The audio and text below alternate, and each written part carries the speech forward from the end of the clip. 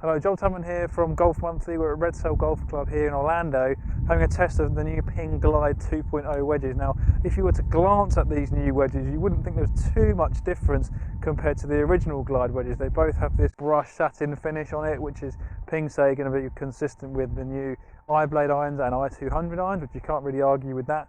They've got a very similar shape, very similar style, some very kind of minor cosmetic changes. You can see how I've got the Glide 2.0 here and the original Glide wedge here side by side. You can see here how some of the graphics have moved around. So we've got loft has been moved to the toe, you can see here. There's also the number of bounce has also been included in the new wedge that it wasn't in the old wedge, and also what type of sole you've got as the positioning of where that's been located has changed as well. So you have to look quite closely to see those the changes in design of this Ping wedge.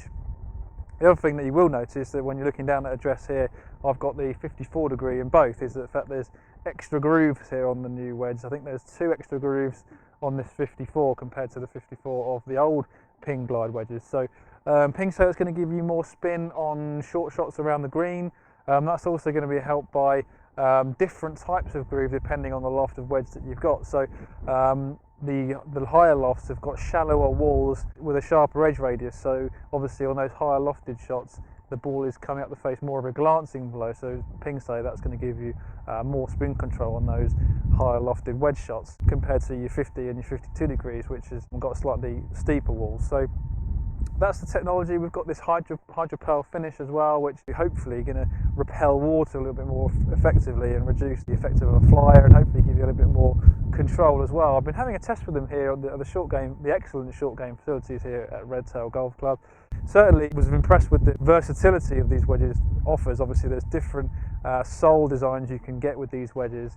Like with the old ones, you know, that's not really changed. You've got 4 different sole shapes you can choose from. You've got your standard sole, your thin sole in the higher lofts, which is going to give you a little bit more versatility, more of a low bounce kind of option, so you can open the face and play different shots with that.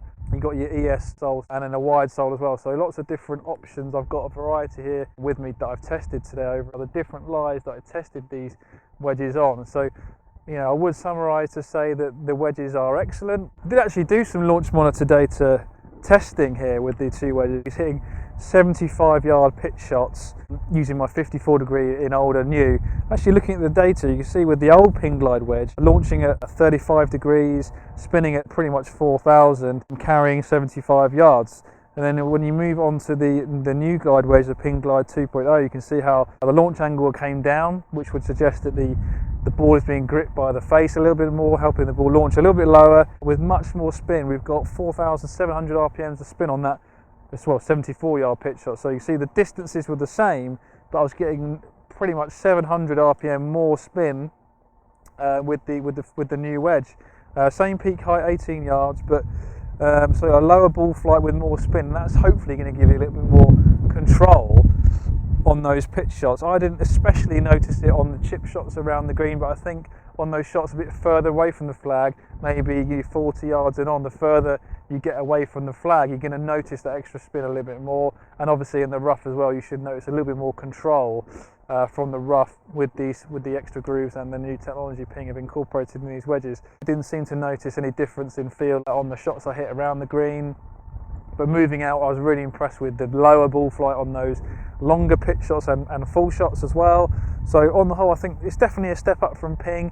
Marginal gains we're talking here with the new wedges, but you know, it's always marginal gains from product to product. You know, from just one generation, you're only going to see the big gains when you move into 2 or 3 generations of product. But still an improvement nonetheless. And I think if you're in the market for a new wedge, the Ping Glide 2.0 is going to give you the versatility and the spin control that you're looking for, as well as the fact that it looks great.